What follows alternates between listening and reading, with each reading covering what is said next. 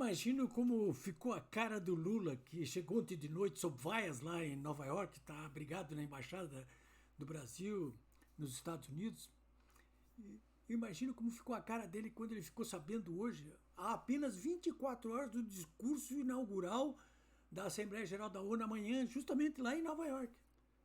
Como ficou a cara dele quando ele recebeu a informação de que o governo dos Estados Unidos impôs a lei Magnitsky, que é uma verdadeira pena de morte financeira global, sobre a mulher do ministro Alexandre de Moraes. Ele já tinha sido sancionado com o corte de visto, ela também, mas ele já tinha sido sancionado pela lei Magnitsky. Mas a mulher dele não estava nesse rol aí. Hoje, no Brasil, apenas 2 pessoas estão sancionadas pela lei Magnitsky. Eu vou falar sobre ela e o que ela significa depois, logo depois, nesse comentário. Mas eu imagino como ficou a cara dele. Pior do que isso ainda, ele receber a notícia de que mais um ministro dele, o terceiro, porque o Lewandowski, o ministro da Justiça, e o Alexandre Padilha, ministro da Saúde, já estavam sancionados com o corte de vistos. Mas receber também o Lula agora, hoje, em Nova York, há 24 horas do seu discurso, amanhã na ONU, lá em Nova York, nos Estados Unidos, a notícia de que o seu terceiro ministro também perdeu visto, que é o ministro-chefe da Advocacia Geral da União, a AGU, o Jorge Messias, entre aspas. O Jorge Messias é aquele famoso Messias, né, daquele episódio no qual a Dilma Rousseff tentou salvar o seu governo nomeando o Lula ministro da Justiça e ligou para ele, disse, Lula, o Messias está indo aí com o ato de nomeação. Ele acabou não sendo nomeado. Então, não é pouco, hein? E mais ainda receber a notícia de que o ex-ministro do Tribunal Superior Eleitoral, Benedito Gonçalves, aquele que foi o relator da cassação da elegibilidade do Bolsonaro lá no Tribunal Superior Eleitoral, também teve o seu visto cancelado para os Estados Unidos. Ele não pode mais viajar para lá. Não pode mais ir para a Disney. E não só, hein? Bom, olha, senhores, eu vou falar sobre isso aí para vocês, mas eu quero agradecer aquelas dezenas de pessoas que estão me acompanhando aqui diariamente nesse comentário aqui, que já adquiriram esse livro aqui, ó, Dando nos Dedos, do meu advogado João Darzoni. O Darzoni me defende aí em tudo que é tipo de processo movido penal, civil contra mim, por petistas e tudo que é quilate, principalmente líderes aqui do Rio Grande do Sul. São 304 páginas, custa R$75. Eu mesmo estou atendendo o WhatsApp, estou falando com as pessoas, que é um prazer enorme para mim. Então me liguem, faça a sua encomenda também. Né? Eu preciso desse apoio aí para o João Darzoni, né? Afinal de contas, ele me defende pro bono. Né? E o apoio que eu posso dar a ele é através exatamente da venda desse livro aqui para ele. João Darzoni, Dando nos Dedos. Você pode entrar em contato comigo por WhatsApp, é 51, código de área de Porto Alegre, 999459810. Quem já comprou, eu agradeço muito. Eu faço questão de falar com vocês. Então é 51 999459810. O livro chama-se Dando nos Dedos, 304 páginas. Vai ser lançado agora quarta-feira no Beer Market aqui em Porto Alegre, às 18 horas. Se você for de Porto Alegre e puder comparecer lá, eu vou estar lá. O João Darzoni também vai estar lá, autor, para autografar. Vai estar lá o prefaciador, Ricardo Breyer, que foi presidente da OAB aqui do Rio Grande do Sul, foi o encarregado pela área de defesa das prerrogativas dos advogados da OAB Nacional. E também vai estar presente o deputado Gustavo Vitorino, que faz a apresentação do livro. Bom, senhores, olha, como eu já disse, um dia antes da fala de Lula da Silva na ONU, amanhã, o governo, eu estou falando com vocês segunda-feira, dia 22 de setembro, são 4h15 da tarde. Pois bem, então, um dia antes da fala de Lula da Silva na ONU, amanhã, o governo dos Estados Unidos decidiu hoje, segunda-feira, meio inesperadamente, né? Já se esperava alguma punição, mas não se esperava para hoje. Porque é um agravo, né? Então, o governo dos Estados Unidos decidiu agravar o próprio Lula aí, de modo especial hoje, na segunda-feira, véspera do seu pronunciamento na ONU, impondo novas e severíssimas sanções contra o seu maior aliado do Lula, né? No caso, o ministro Alexandre de Moraes, que é o mais cruel inimigo do ex-presidente Bolsonaro no Supremo e o mais cruel inimigo das oposições aqui no Brasil. que está comandando aí em consórcio STF, governo do PT, uma verdadeira ditadura da toga, né? Um regime de ditadura, na verdade, né? Então, eu acho que se trata de um evidente agravo ao Lula, porque ele está em Nova York lá, né? O Moraes já tinha perdido o visto e ele era o único brasileiro atingido pela lei Magnitsky. Único. Como violador de direitos humanos, né? Porque essa lei só se aplica para corrupto, para narcotraficante ou violador de direitos humanos. Aqui no Brasil, só o Moraes está na lista. Não tem mais ninguém nessa lista aí. Agora tem a mulher dele, como eu já vou falar, né?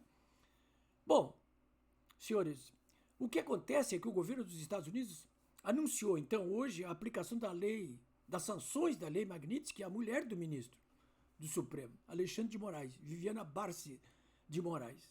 E também sancionou com a lei Magnitsky o Instituto Ler, que é a empresa deles, né, da família.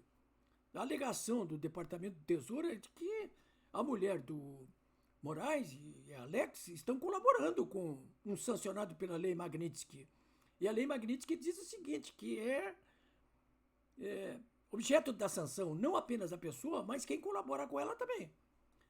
Bom, essa medida divulgada pelo Departamento do Tesouro dos Estados Unidos inclui o congelamento de bens sob jurisdição dos Estados Unidos. Por exemplo, Alex lá tem um escritório lá na Flórida, né? E impõe restrições a transações financeiras internacionais, né? É uma pena de morte financeira global, né? E não apenas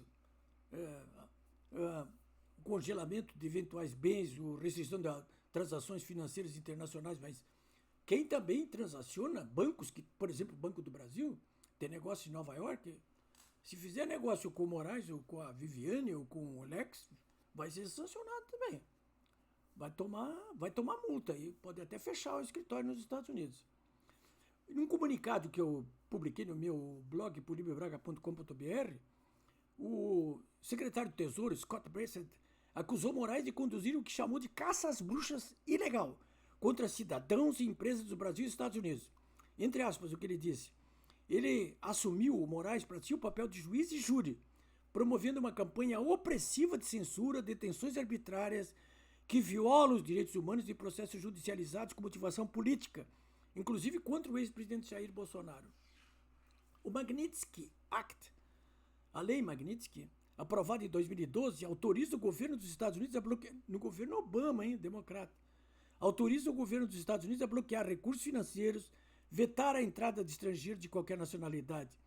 Essa lei foi criada para punir autoridades russas, mas foi ampliada para cidadãos de todos os países em 2016, com a aprovação do Global Magnitsky Human Rights.